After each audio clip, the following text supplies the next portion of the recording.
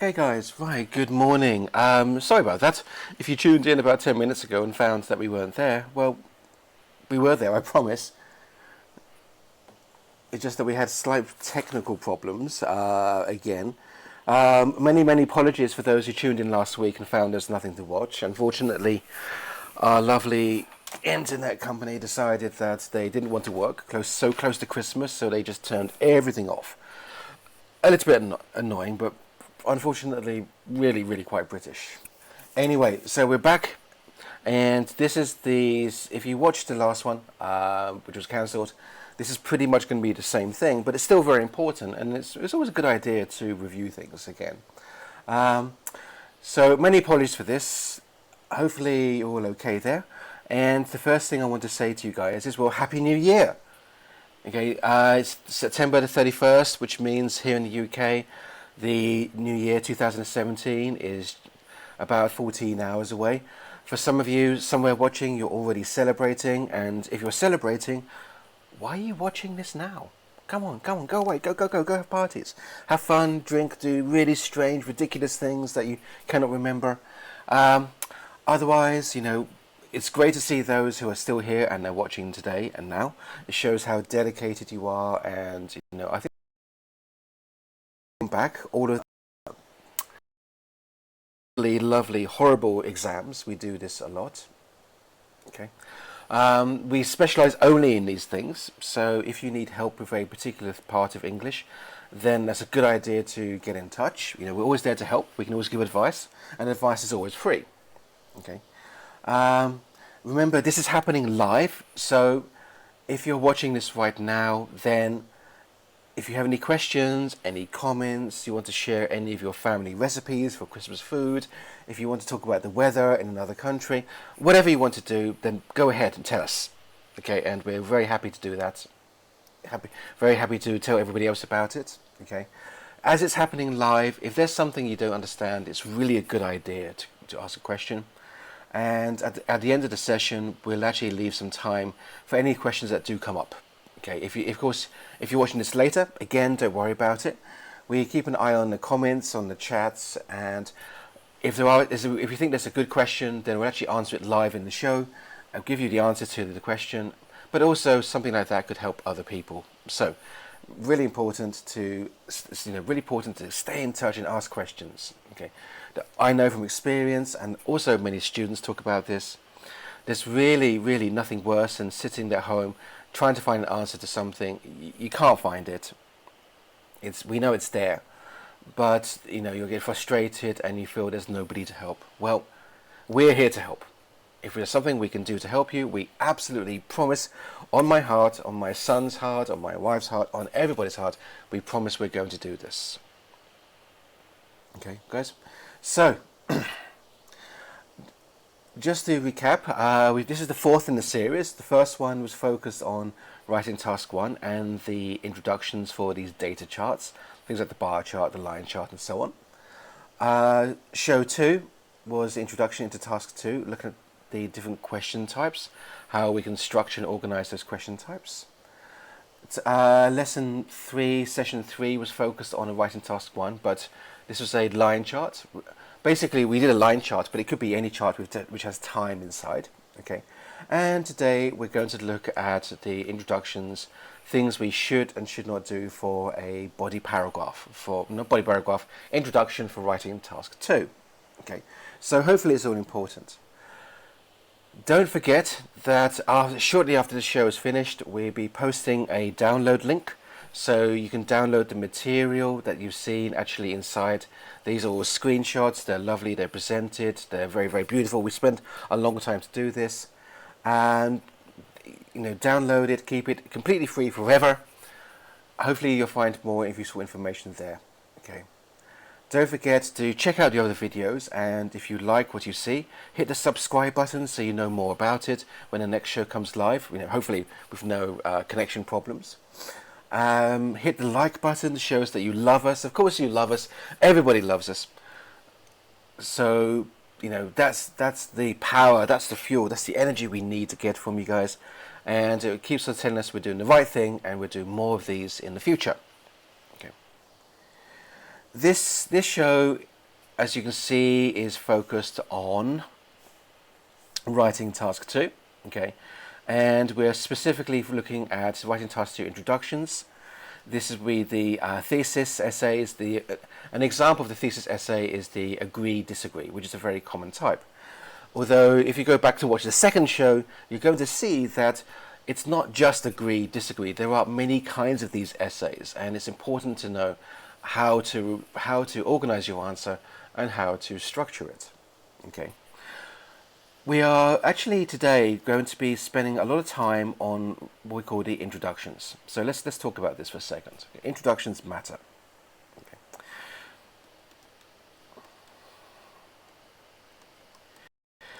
The first part, and some would say the most important part of your writing task 2, is the introduction. Now the reason being is that through this introduction you do a number of things. The first thing is that you show you understand. So you show you understand. Now that really matters very much, because you could be the best writer in the world, but if you don't show you understand, then you need to get it that the examiner's going to be a little bit cautious about what's going to happen next. Okay, so this is the first point. The second thing about introductions is that you understand the direction. Now the direction could be I agree with something, I disagree with something. I'm going to talk about why it's a good idea, why something is a bad idea. Okay, but direction matters. Now for those of you who are doing IELTS for university, this is probably even more important. Direction, direction, direction. Universities in the UK are a little bit scary because the teachers don't hold your hands as much as they would do maybe in other courses. They're going to give you a question, they're going to discuss it, and then you're going to go away and start writing it, maybe by yourself or as part of a team or group. But the direction really is a key important point. The more carefully you control what's going to be inside the essay later, the better your score will be, and that's what we call direction. And the last thing is, for introductions, you need to show a clear response. Now, a clear response means it's much more than just saying I agree or I disagree. Okay, that's easy to say. So I agree with something, I disagree with it, that's okay. But direct response means that if you agree, then you should say why you agree. Or if you disagree, you should say why you disagree. Or even if you say, well, it depends, then you should say why it depends. This also matters. Okay, to say just I agree and I will agree and tell you why later. This is not really a good introduction. Okay. Right now in the IELTS essay, the agree, disagree, the thesis essay, the introduction is quite simple, and it's only about 50, 60 words. So remember this, guys. So between 50 and 60 words. But go ahead to university, especially if you're doing undergraduate or postgraduate, like a master's, for example. Your introductions, they normally advise to be about 10-15% of the total essay. So if you do a 2,000 word essay, which is relatively short at university, then your introduction is going to be 200 words. As you go through the course and you're doing a longer writing, could be 5,000-6,000 words, then that introduction could be 600 words, and it sounds like a lot, but it really isn't. So what we're going to learn here is fairly basic, but it's actually really, really important, because it's when the examiner's checking your introductions, your body paragraphs, your conclusions, they want to know, do you understand the concept of what an introduction does? Do you know why it's there? Do you know the reason for it? Okay, so introductions really, really important. And it sounds a bit strange, but when it comes to these introductions, we're going to, the examiner's going to be thinking about two things. If you get it right, great. If you get it wrong, there's big problems. If the introduction is wrong, there's the wrong structure, the wrong contents, the wrong direction, then it means that the body paragraphs are also going to do the same thing, and that will be a problem. It doesn't matter how good your writing is. Okay, so introductions matter. Now, before you go on to actually the details of the introduction, we're going to talk about, just to review very quickly with you all, You know, the 3 kinds of questions that you will see in a writing task 2. You may know them, you may not, but it's good to review them. This again is detailed in our second show, so I recommend that you, if you missed that second show, go back, have a look. It has a lot of really important information there. Okay, we have these 3 questions. The first one is called question type 1. Okay, and question type 1, where it says you do not need your opinion in the introduction, but you need to you need to give your opinion, but you do not need to write about other people's viewpoints. You don't have to do the other side. You need to make sure that the ideas you present are explained really clearly. Well, this essay is the thesis essay. And this one, as we've known before, an example of that would be the agree-disagree. Now, it may sound a bit strange when I said you don't have to write the other side, but you really don't have to. 250 words to 300 words, that's the total length of your essay. That's quite short. Okay, don't hear me, don't scream. Writing 300 words is not a long essay. Write 300 words is an essay where you're basically showing you understand, and you can present 1 or 2 simple ideas about it. That's it. To put in the other person's point of view, the other side, you've got to be very, very careful about, because if you do a paragraph saying I agree and a paragraph about why other people disagree, then it may be confused with another kind of essay, the two-sided essay, the advantages and disadvantages, the benefits and drawbacks. Okay, so you need to make sure that it's clear what kind of essay it is, and you're showing that in your structure. That means to do the other side, it's not important. Okay, you can do, of course, and we will look at this possibly in a later show. We're dealing with more advanced, complex structures, but right now, right now I'd say to you, it doesn't really matter too much. 300 words, 250 words is a crazy short essay. Okay, I promise you that's true. Okay. If you think about, if you're typing this onto a computer screen, onto an A4 piece of paper, 250 words is maybe this much. Doesn't seem a lot. Right now, I know it seems like very much, and I can understand. I sympathize, of course. But at university, if you're doing this for academic or higher studies, then you need to understand that this is the beginning.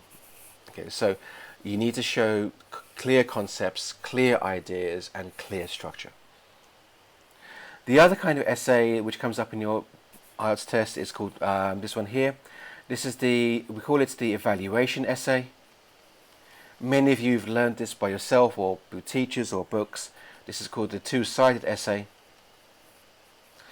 And this essay, as I said, is not focused on your opinion. Your opinion comes at the end of the essay. So at the beginning, you don't say I agree or I disagree. Instead, you have to talk about the different sides and different viewpoints and explain why these viewpoints exist.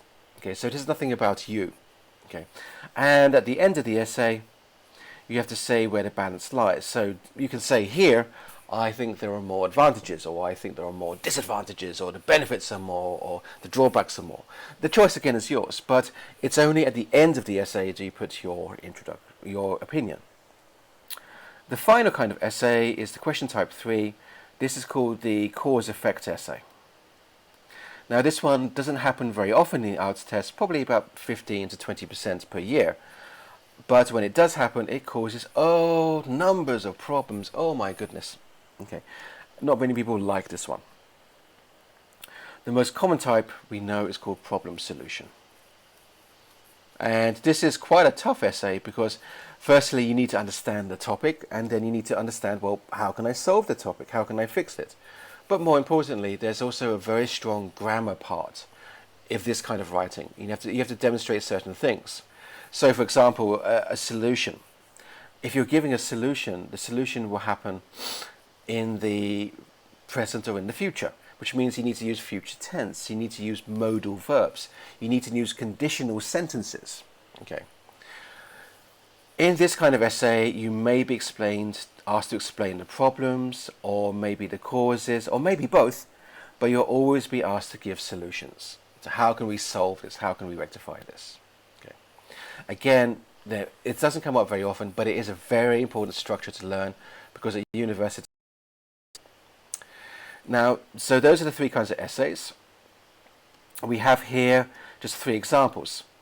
And this is the first example, which says, in order for people to have a comfortable and enjoyable life, they should consider financial security as the most important factor. So it says, to what extent do you agree or disagree? So we know this is an example of a thesis essay. So here you can say I agree or I disagree in the introduction, and that's fine. Okay. The second kind is this one. Some people feel that using technology is the best way to solve all of our current and future problems in society, while others think we are becoming overly dependent and should focus on other solutions. Do you think that the benefits of technology outweigh the possible disadvantages? So this essay is called an evaluation essay, where you're looking at two sides. And we know this because in the task part, it says the benefits and disadvantages. And it says here, do you think? So that to say, yes, I think there are more benefits, or I think there are more disadvantages, that's something that we should be saying in our conclusion at the end of the essay. Okay. It's a university, you'll be doing the same thing where you evaluate, you took a look at the two sides or how many sides there are, and then only at the end do you say what you feel about that. Okay. But again, this is a very common kind of question where we have two sides. The two sides here, let's go for a lovely red color, is that some people feel, and it says here others think. Okay, so we know there's two sides of that. Okay. The final kind of essay is this one here, which we know as the problem solution, the cause effect essay. So cause and effect, which says the rates of obesity in both developing and developed countries are increasing. Obesity, it's not about being fat. Obesity is being where a person's body mass index is so high that it could cause potential health problems. It impacts on their quality of life. Okay, and here in Western society, it tends to happen a lot because good quality food is really easily available. Here in the UK, for example, and you can use this as an example as a solution, the government is thinking about increasing the tax on these kind of products. I'm not sure exactly how much it will be, but basically these products, these sugar products or high sugar, high fat, they're going to become more expensive, which is, as a father, with a young, crazy 3-year-old boy called Nathan. Hi, Nathan. Love you, Nathan. Sorry, that's my son. He's not here, by the way. Don't worry. I want to make sure that he has a good, healthy attitude to eating in the future. And so maybe it's a good idea. Anyway, this is a cause-effect question. So it says, what do you think are... So here you are asked as the writer, what do you think are some of the causes of this problem and what measures can be taken? Key points of this question is that it says causes and it says measures. So you have to give at least 2 for each one. Okay, guys, so these are the 3 main kinds of essays that come up in your arts test, okay? We don't know what's going to happen. Generally speaking, from my experience and experience of many teachers, the thesis essay is the most common one, but you need to be well practiced and confident in all of these things. Okay, so if you don't know, ask questions. If you don't know, get in touch. We can help you with structures and organization.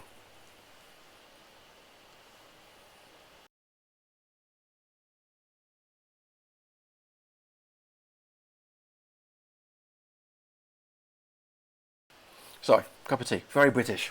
Okay.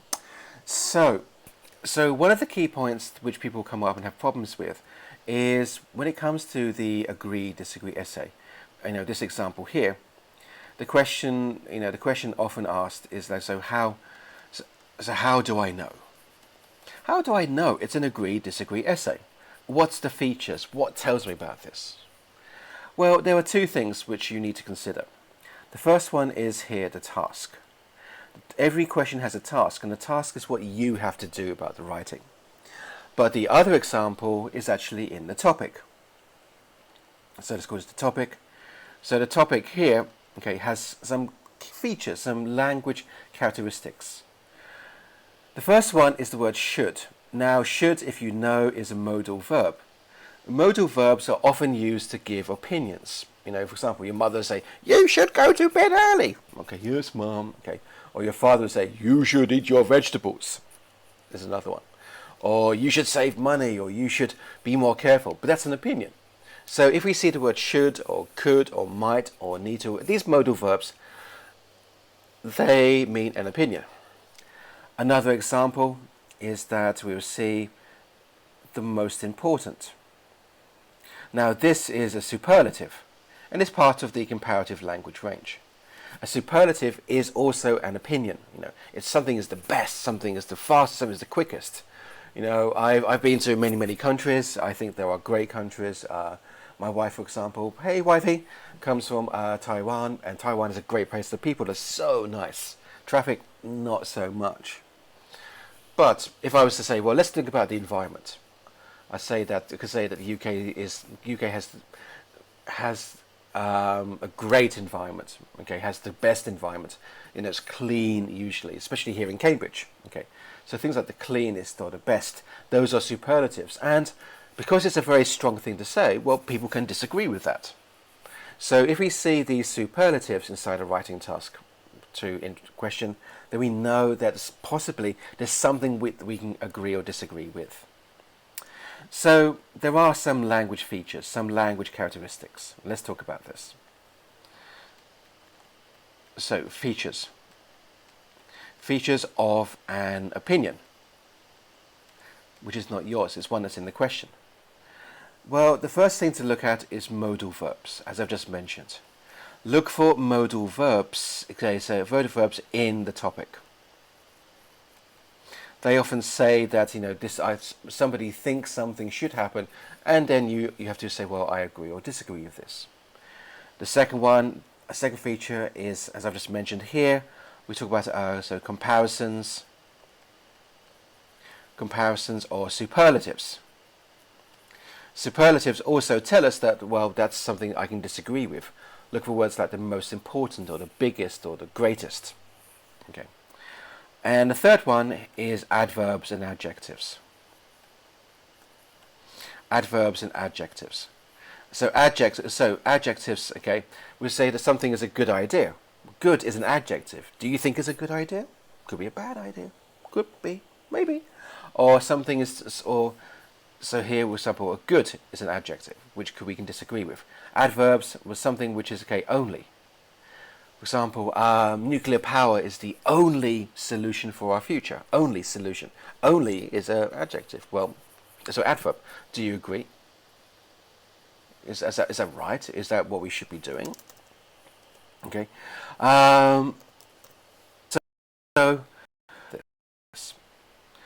So here we have a number of questions.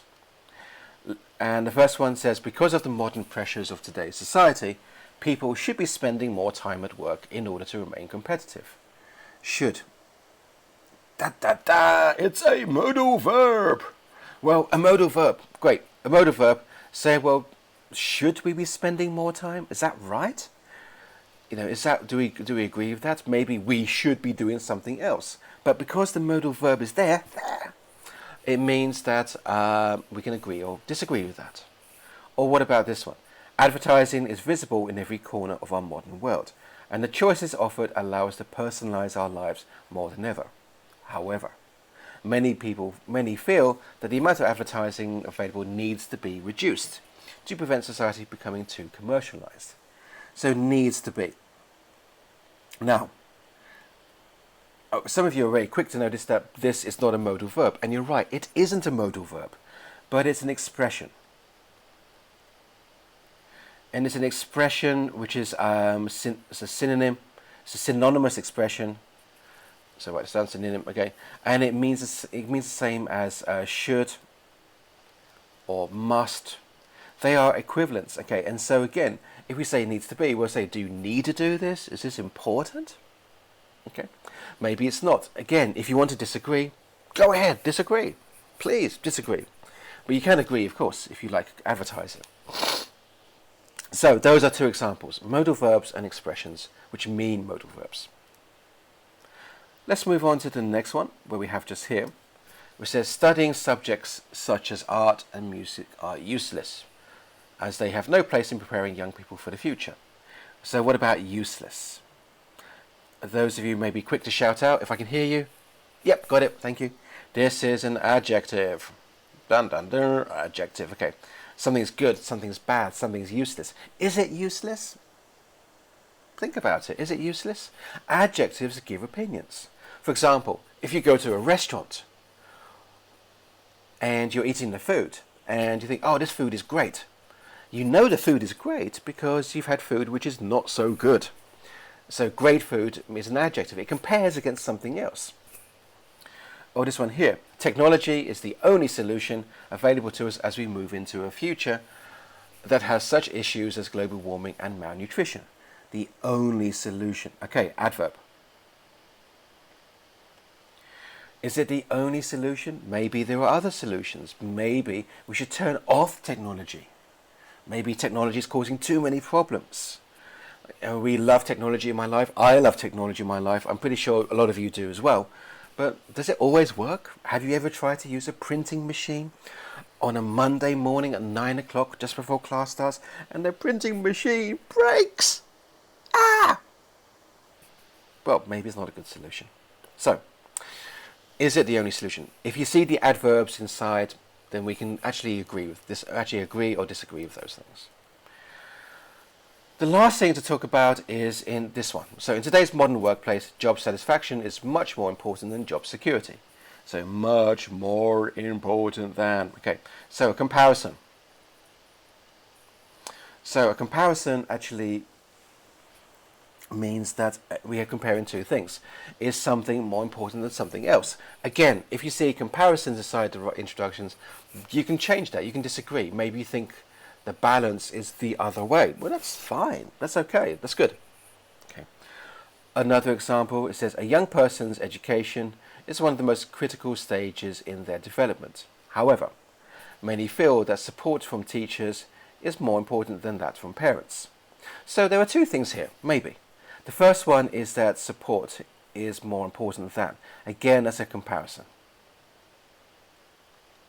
But if you wanted to, and you've got to be very careful about this, it also says one of the most critical stages. You know, that's here. One of the most critical is a superlative structure.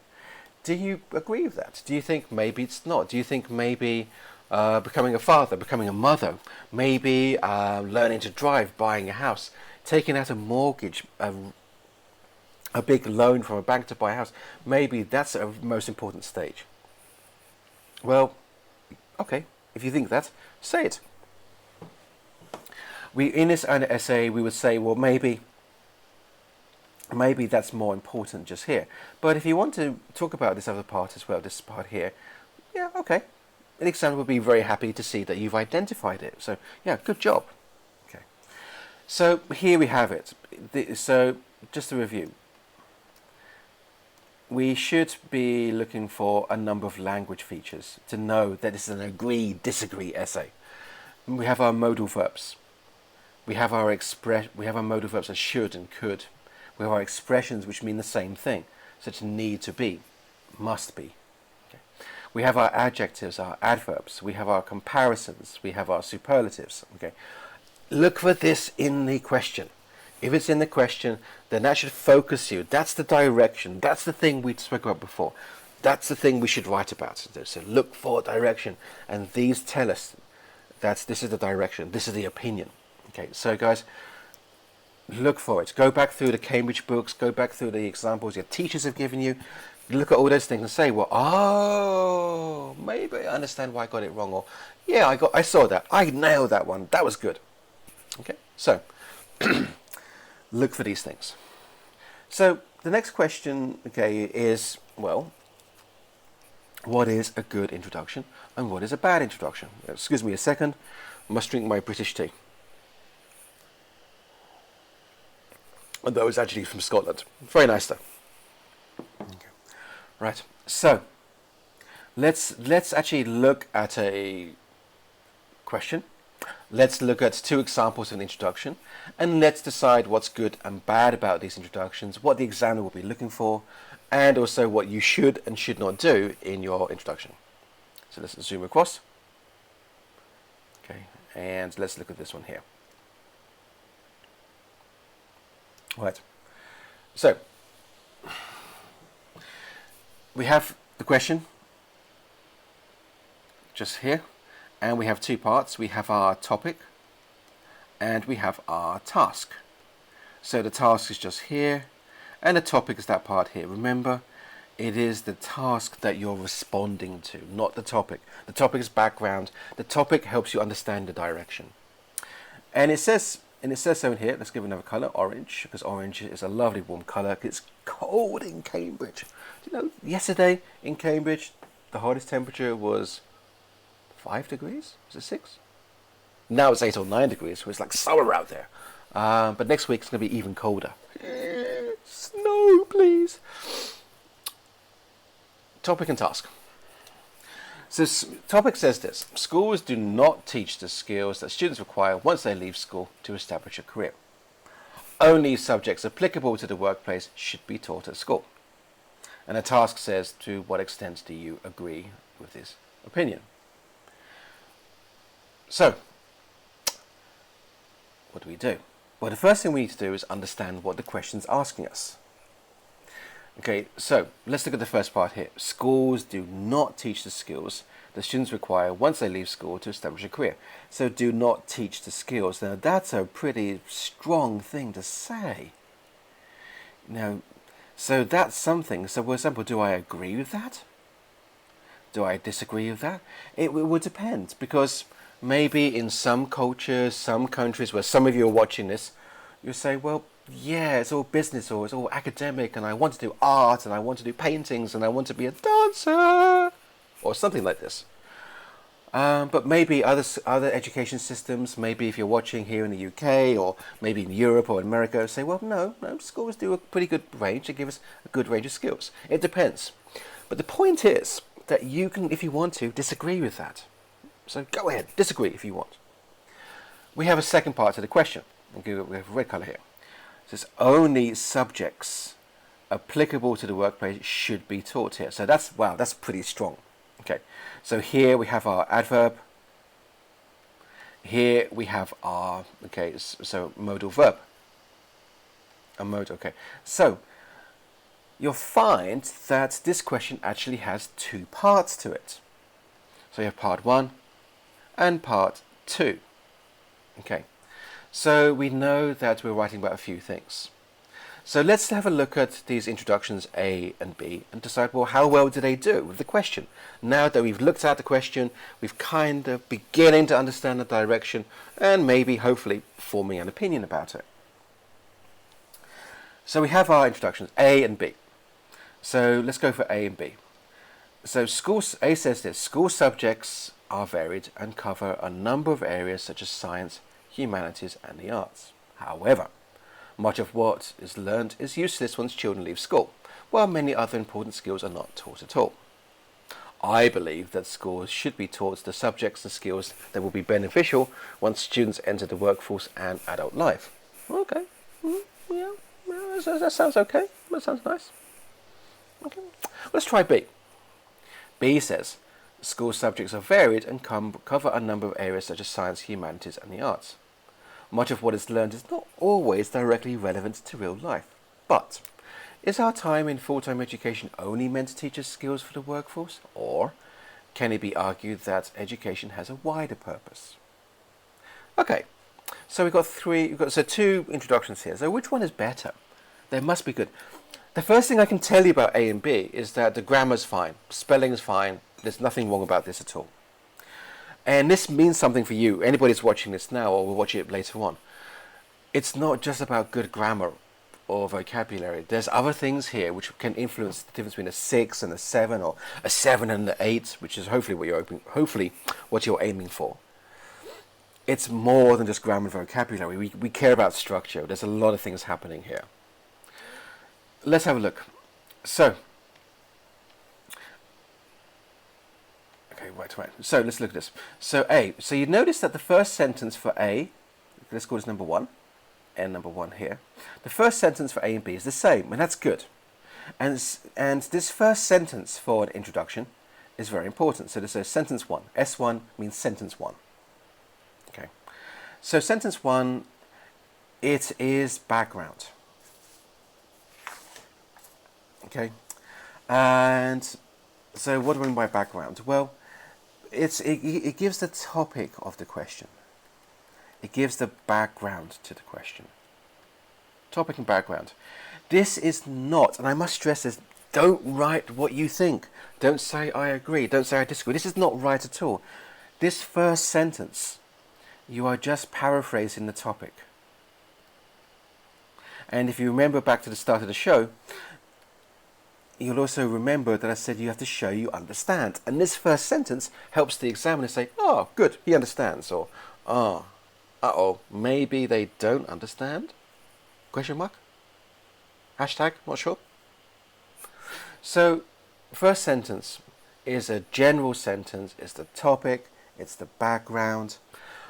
Something that's really important when you do this is you can use the vocabulary, of course, because some vocabulary is very unique, but don't copy the structure from the question, because we want you to see paraphrase. Now, paraphrasing is really important, and we will cover this in a later class.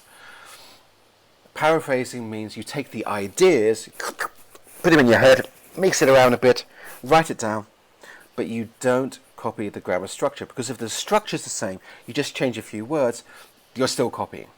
An examiner will still find this out and figure it out, and unfortunately mark your score accordingly. So don't copy structure.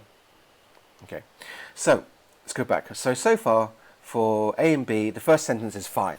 It should be the same thing. So let's go on to sentence number 2. Now, sentence number 2.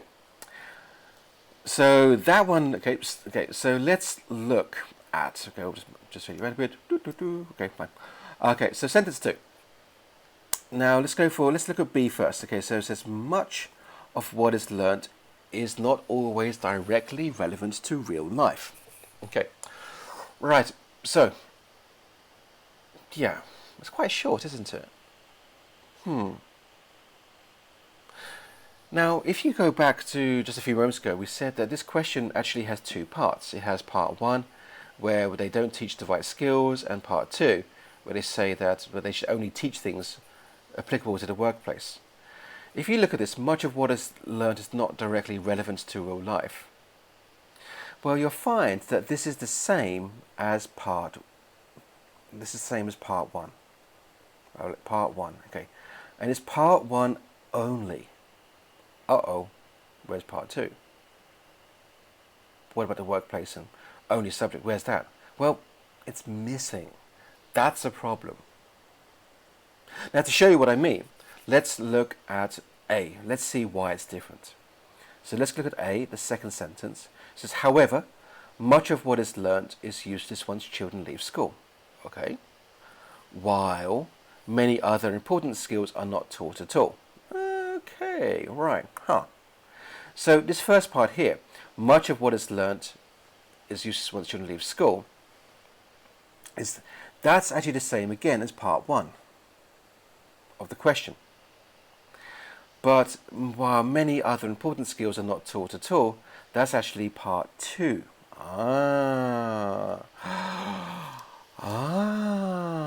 Part 2. Okay. So suddenly we see that A and B does have a difference.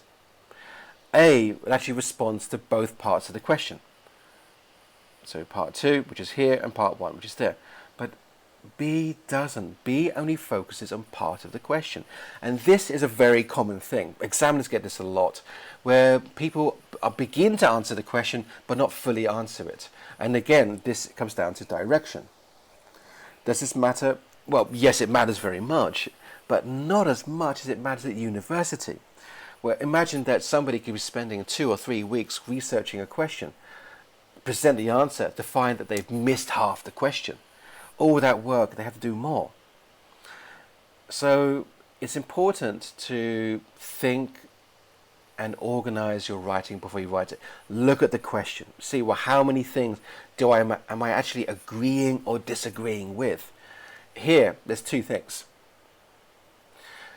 B doesn't do this. B only focuses on the half point, the second point. Okay, so that's B here. And B, A does this, A does the first part as well, and that's a problem. So what about this second sentence? What should we do? Well, the second sentence, second sentence is to, again, we begin to focus.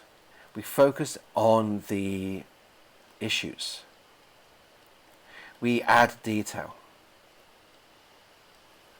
We actually define direction. We actually say, well, what is, maybe the essay is about education, but education is a big, big, big area. So what thing about education are we writing about? So we define the area, and again, we paraphrase. Again, it comes from the question, it's not what we think, it's what we understand, and they're different. So we paraphrase this, and again, I need to stress this, I can't stress this enough, we don't copy structure. So the better you rephrase it, change the grammar around if you can't change the words, but change it around to show you understand. So sentence 1, sentence 2. So far, A is looking like a really good introduction. B, it's not bad. B is good English, but it's not right. And it could be the best English in the world. If it's not right, it's not right. The examiner's going to go, sorry. Let's go on to sentence 3. What happens next? How does this particular adventure finish? Okay, so let's go for B again. Already B seems to have some problems. So B, it says, but B says at the end of the introduction, but is our time in full-time education only meant to teach us skills for the workforce? Or can it be argued that education has a wider purpose? Well, that's a good point. I mean, it's a great point. There's a couple of things here, though, that are a bit strange. First things first, just for all of you who may not know this, the word but. Please, please, please, please, please, please, please do not begin a sentence with the word but. In spoken English, in your IELTS speaking test, in day-to-day life, it's fine, no problems. In storybooks, such as Harry Potter storybooks, the written books, it's fine. It's a different kind of writing, but don't do it in an academic writing. We would say something like however, or on the other hand, or in contrast to this. Don't say but at the beginning of a sentence in an academic writing. The other problem with this particular final sentence is the word or, because if we look at it, it says, is there time for this, or is it a wider purpose? So we don't know the writer's opinion. Do we agree? Do we disagree? We have no idea. The writer decided to say, is it this or is it that? They haven't shown us this. But the question is a thesis question. You have to, at the beginning of your essay, in this part of your essay, show how you feel. And you can't just say, I agree or I disagree. You need to say more. So let's look at A. A says this, I believe that schools should only teach the subjects and skills that will be beneficial once students enter the workforce and adult life. Well, that's great. That's very clear. Interestingly, they don't say I agree or disagree. And you're fine as a writer, hopefully. You don't have to say I agree or disagree to mean you agree or disagree. It's quite clear that the writer has an opinion, I believe. And they say the writer uses some modal language like the word only, should only, to make it quite stressful. And they use beneficial as an adjective to stress the point. Once as another adverb. They use this language. So A has a very clear direction. We know what the writer thinks. B, we got no idea. No idea at all. So let's talk about the sentence 3. Sentence 3, very important. This has a name. It's a name you're going to hear a lot of in my classes, my presentations, but at university, oh my goodness, you're going to hear this every day. It's called a thesis statement. And this is why it's called a thesis essay. A thesis statement is your opinion. Do you agree? Do you disagree?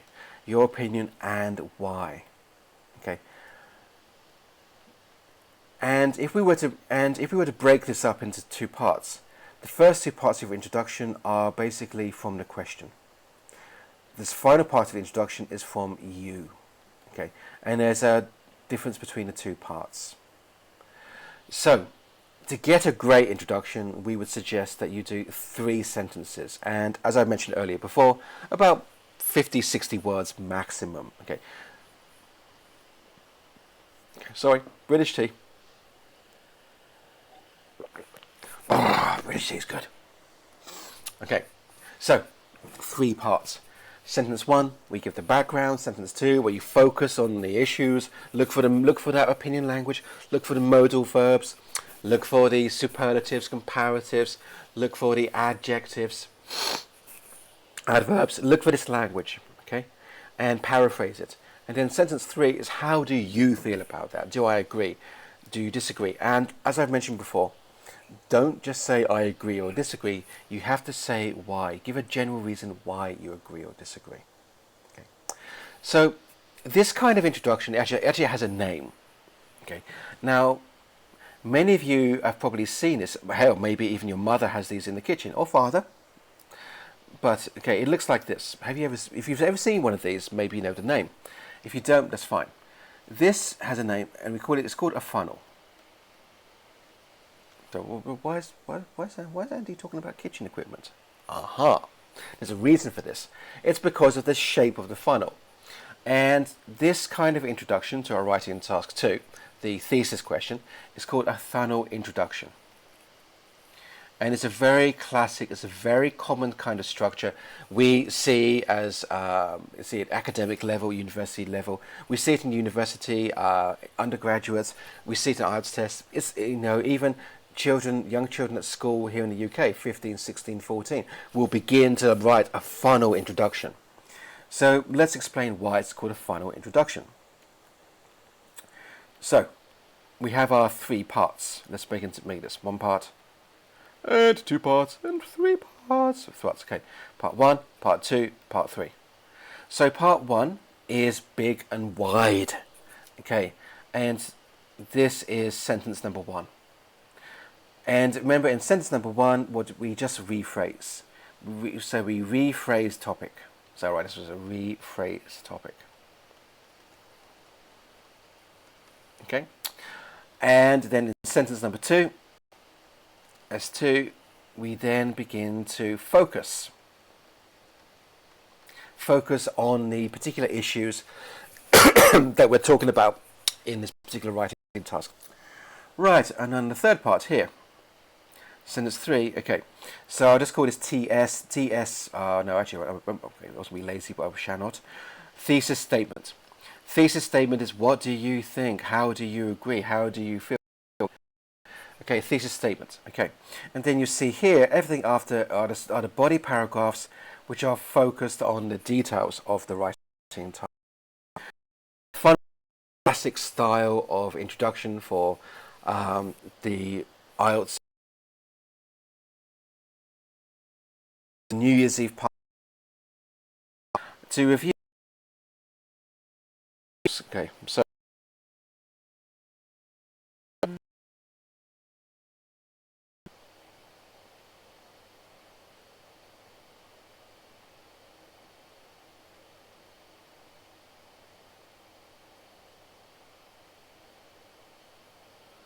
right, guys, so you may... Okay, so we've had a few problems. Oh, yes, we did. Okay, so guys, you may have actually found we disappeared. We haven't disappeared. We just had to reconnect with a new one. Sorry, I think it's on New Year's Eve. My many apologies. On New Year's Eve, there's probably lots of people wanting to phone home and talk to mummy and daddy and everything else. So really sorry. I'm still here. Okay, we're going to push on, keep pushing. Sorry for the connection. It's it's a little bit beyond our control. Technology, huh? Okay, we love the internet, and then we love the internet, and then when it doesn't work, oh my goodness, so much stress. This is why I have partly no hair, because of the problem. Okay. Anyway, back to the point. We just went through. If you rejoined us, okay, it's just back. We're talking about the thesis statement. We're saying about why is the thesis statement important. Okay, what's the point about the thesis statement? Okay, well, okay. The thesis statement really matters because it's here that we say that we can agree or disagree with something. Okay, and when we agree, disagree, we just can't say, well, I agree or disagree. We have to say more than this. Okay.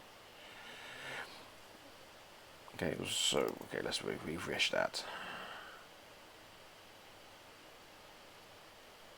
Okay, right. So we can't just say why. We just can't say I agree or I disagree. There has to be more. There has to be much more. Okay, so let's talk about why. So let's go out for a second. Okay, and let's look at this.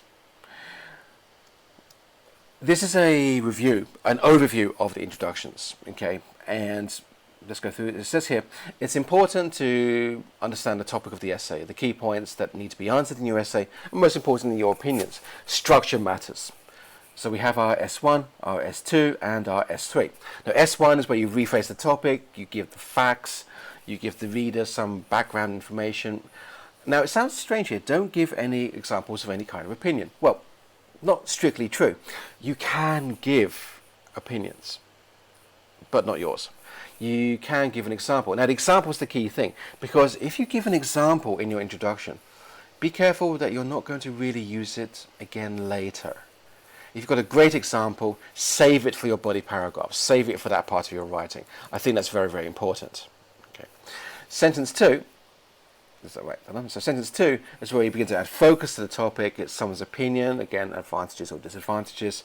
But again, it's not the right place to say, well, I agree or I disagree. Sentence 3 is the thesis statement, which we're going to look at in a bit more detail. This is where you give an opinion, and it must have some kind of relationship to sentence 2. Do you agree? Do you disagree? Do you think maybe it depends? Okay. Do you think there are more advantages, disadvantages? Well, say so. Say how you feel and give a little detail to why. Okay. The detail part matters because this is your introduction to the essay, and it's important to get the reader understanding what's going to happen next. So let's look at some colors. And so let's look down here. Now this one is an example of, okay, it's very colourful, but it's supposed to show some very important concepts when it comes to writing task 2. This is, just to explain, we are looking at our introduction, so I'll just label this introduction, and we have our S1, which is the background. We're looking at S2, which is where we focus, and S3, the thesis statement. Okay, so this is your opinion, and this is your reason. So, and inside we have to say reason 1 and reason 2. So you just can't say I agree or disagree. You need to you need to give the reasons first. So here, it's very general. Right, so to say very general here. Here's very general. But then, when we go from here into body paragraph 1, where we have what's called a topic sentence, which is the first sentence of a body paragraph, then we actually explain much more about reason 1. Topic sentence for reason 1. It's much longer, okay? And then for reason 2, well, reason 2 is down here. Okay, so body paragraph 2. This again is our topic sentence. Topic sentence, okay, and for reason 2. This means it's really, really important that you give the readers some idea at the very beginning. If you just say I agree or I disagree, we don't know how you feel. We don't know why you feel this. You've got to say it in your introduction. You've got to say, I agree because, it's dangerous and it's interesting. Whatever you say, make sure that you put it into your introduction before you explain about it in the body paragraphs. So that thesis statement, this part here, the thesis here, write it, thesis statement, very, very, very, very, very, very, very important. Okay, why? Because we don't just see it in the body paragraphs, we also see it in the conclusion. So let's go back out again. So you can see again that in our conclusion, which I'll label just here, again, so we have our reason 1, we have our reason 2, and again your opinion, which you saw and in the introduction. So just the S3, just there. Okay. So this is a general guideline for a structure. You give, and this all begins with your introduction. This is why it's so important to get this right. The examiner wants to know that you understand, but if the structure is not right, if you're not including information, then how does the examiner know you understand? That's a question. So let's move on. So this one here is so as you can see, this is a 2-body paragraph structure. This one here is a 3-body paragraph structure, but it follows the same principles. So we have our introduction just here, between the parts of your writing. It's just not enough to write it separately, which is why you need to really think and organize this before you write it. It matters so much. Okay, and then we have our topic sentence for reason 2. Let's go. No. Wait, let's stop. Say. Okay, so let's do it right again. So topics. Okay, topic sentence for reason 2, and then again our topic sentence for reason 3. And all this time we are looking. If you choose to do a 3-body paragraph structure, we don't recommend you do more than 3. 3 is usually quite a lot. That we are looking for a link between the two, a relationship between this and here, again a relationship between the 2 points. Okay, and conclusion again, reason 1, reason 2, and reason 3. Okay, and again this is your opinion at the end. Okay, so something, your opinion, what you said at the very beginning. Oh dear. What you said at the very beginning, you can also say at the very end. Okay, so it's all linked together. And this is why we don't want amazing ideas. We're after quality, careful control and structure, but these things matter very, very, very much. Okay. So hopefully these things are very useful. Print these out, keep them by your side. So when you're writing, it tells you about, well, how do I structure this? How do I organize it? Okay. And just before we move on, when you do come to the conclusion, and okay, do conclusions here, and our conclusions in there, okay, when you restate your reasons, we say right here, so big letters, restate your reasons for agreeing or disagree, but don't copy, don't repeat the same vocabulary. This is unfortunately an English test, and we are looking for your range of language. We want you to summarize in the conclusion the reasons you said before, but not repeating exactly the same vocabulary, to show the examiner your language range. So at the beginning of the essay, before you do your writing, you do your planning, you've got to think about this. I have this idea. Can I say this idea in many different ways? Okay. So practice. So let's move on. Okay, and as I said here, this particular thing will be included in our notes at the end, which you can download at any time. But do download it. So let's move on and let's look at a question. Go back. Okay, so here we've got a question. Working hours today are too long, and people are not spending as much time as they should with their family or on leisure activities. And it says, what is your opinion on this? It doesn't say I agree or disagree, but it is. It says your opinion. So we know it's about what you think. Inside the question, we have these parts. Working hours today are too long. Well, that's okay. That's an opinion. Do you agree with that? Do you disagree with that? But it's something that you have to look at in your writing. And people are not spending as much time as they should, okay, on with their families and leisure activities. So this is opinion number 2. Opinion 2. So we know that this essay has 2 parts. So 2 parts, which means that a very easy way to do this is to look at this part in body paragraph 1 of your essay, and maybe look at this in body paragraph 2 of your essay. You know, one paragraph is one idea, and as I mentioned before, we will come back and look at body paragraphing later on. Okay. Right, so we have two parts of the question. That's the question. Now let's look at the possible introductions. Okay, so this is example number 1.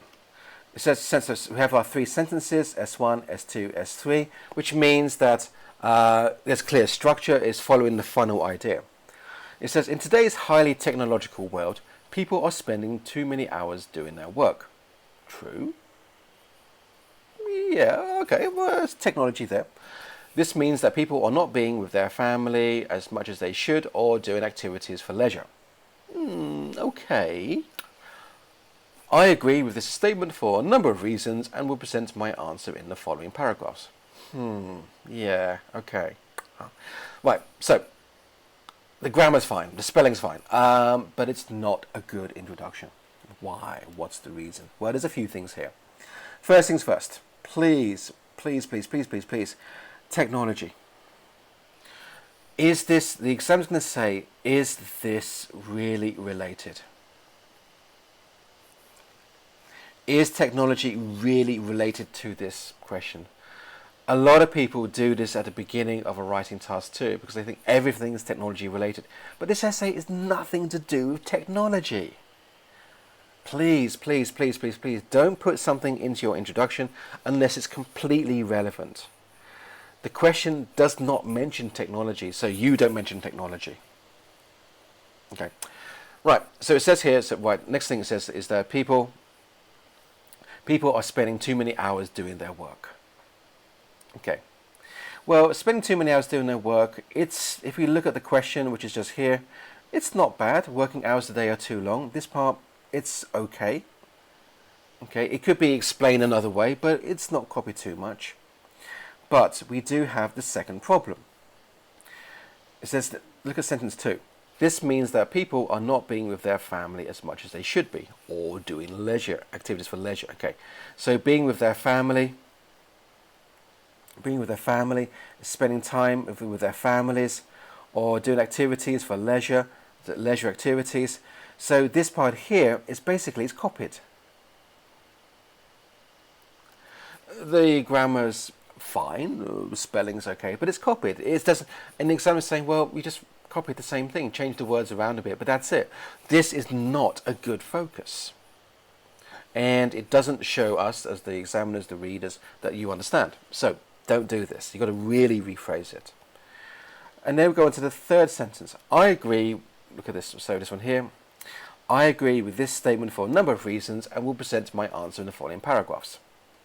Right. We see a lot of this, and it's not a good thesis statement. I agree with this statement. Okay, fine. We know that you agree for a number of reasons. Well, we're thinking which are. Okay, we need to know your reasons generally in this sentence, in that first sentence. Okay, we don't want to wait until later to know about how you feel. You know, why do you agree? Why do you disagree? So that sentence, so this is not a good thesis statement. It doesn't help the reader understand what's happening. We say the word is very generic. Examiners, you need to understand examiners, we see this 1,000 times a year easily, okay? It says nothing.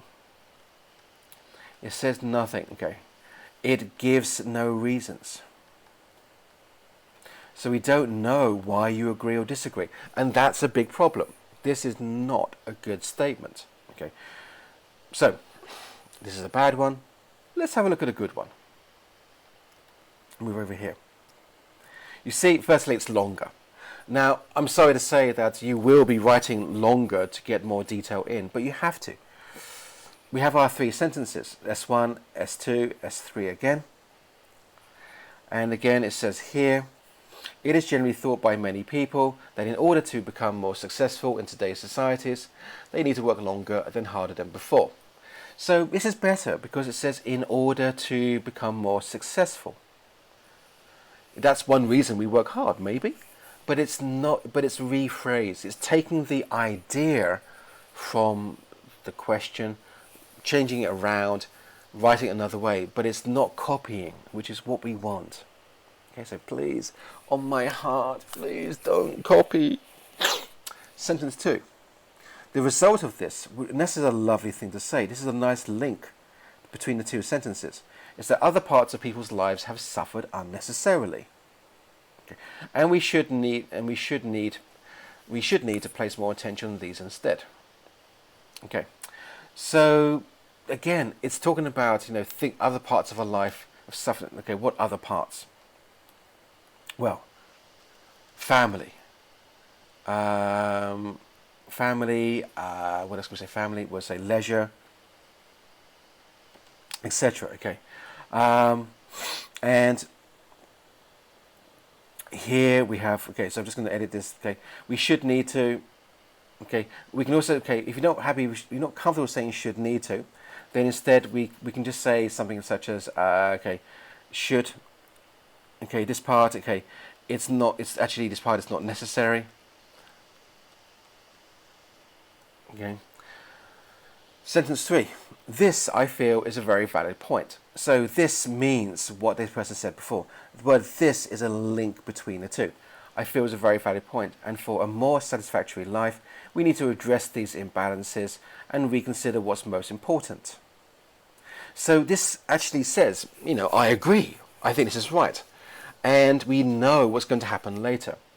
The examiner is going to read this and say, we need to address these imbalances. This is going to be body paragraph 1, and reconsider what's more important. This could be body paragraph 2. So this is a great thesis statement. We know what's going to happen. We know why the person agrees, and we know what's going to be in the body paragraphs. This is a very, very, very good thesis statement. Okay, and if you want to compare to the other one, that's not a problem. I agree with this statement for a number of reasons, and will present my answer in the following paragraphs. We don't know why they agree. Or this, I feel, is a very valid point, and for a more satisfactory life, we need to address these imbalances in life and reconsider what is most important. Again, that's much better. It's clearer. It's well organized, and it helps the reader, the examiner, importantly, say, yes, this person understands. Good job. Okay. So, introductions. The first part of a writing task 2 for a thesis. Now keep in mind that this is a thesis essay. This is not the advantages or disadvantages. This is not the cause effect problem solution essay. This is not that at all. Okay. So let's go back to this one here. This is probably most important. So remember the 3 types: the thesis, the evaluation, the cause effect. Remember that a question has 2 parts, a topic and a task. The topic is the question, the task is what you have to do. And remember that in your introduction you can include examples, but don't say too much because you don't want to repeat exactly the same thing later. Okay. Remember your thesis statement. Your thesis statement really, really, really is very important. Okay.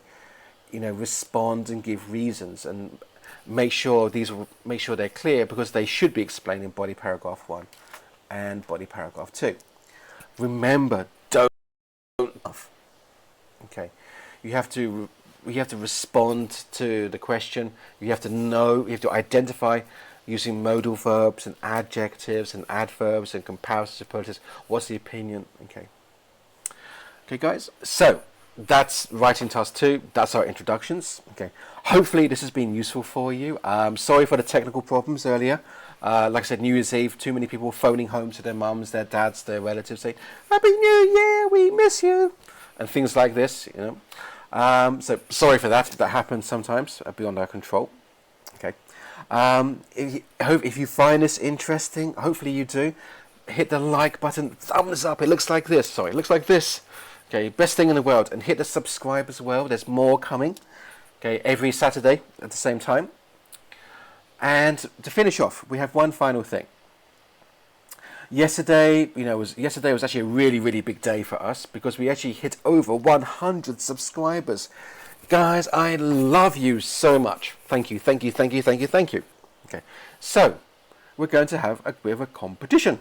Okay, so right, so competition. So for a chance to win 2 hours of one-to-one tuition with me on any part of the IELTS test, you can tell us what tell me what your problems are. We can do a one-to-one class. We can help you with this. Okay, I would like you to answer a question for me, and this means that you need to go back to the second YouTube broadcast we did, December the 10th, and I said there were four important steps which we recommend that you follow when doing a writing task 1 or a writing task 2. Okay, so you need to think about your time and organize an opportunity to look back at what you're doing, and then you can write in the answer and we can help fix your problems. I told you the answer. But for the first, okay, so all your answers can you send to contact@cambridgeeap.com. Okay, just write in. We need to know things like your name, the answers, of course. Okay, 1, 2, 3, 4, and also importantly, your contact details, so we can get in touch and offer you the help. Okay, this will finish. The deadline for this one is on January the 7th, which is next year. My goodness, sounds like a long way. Oh, next year. Okay, at 9, and this is at 9 a.m. GMT UK time. Okay, and like I said, for 2 people, we'll choose 2 people, and those 2 people will offer some free guidance in some part of the IELTS. It could be reading or listening or writing or grammar or pronunciation or intonation or elision or linking phrases or anything you want. Okay, but get in touch, answer the questions, and we'll give you 2 hours of our time, okay, to help go through some of your problems, okay.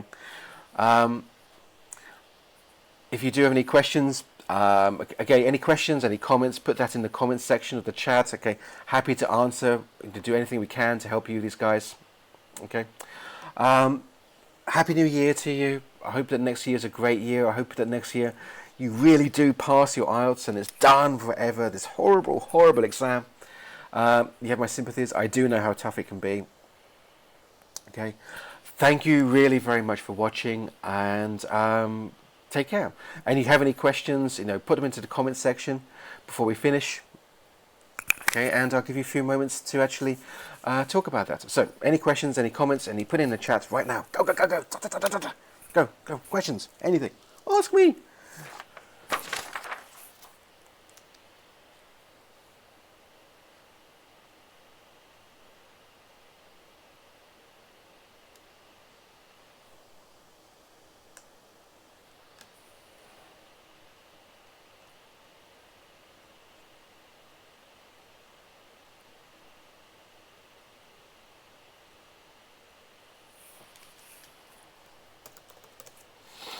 Okay, so we've got one person say, Ting Jun Yu. Okay, Happy New Year, great teaching. Okay, well, Happy New Year to you too. I'm guessing, based on your name, that you're not. Okay, so you're probably not here in the UK. So you're gonna have Chinese New Year in a few weeks' time. So anyway, but thank you very much. Okay, and hopefully it's been interesting and useful for you. And I look forward to hearing about some great writing that you're doing.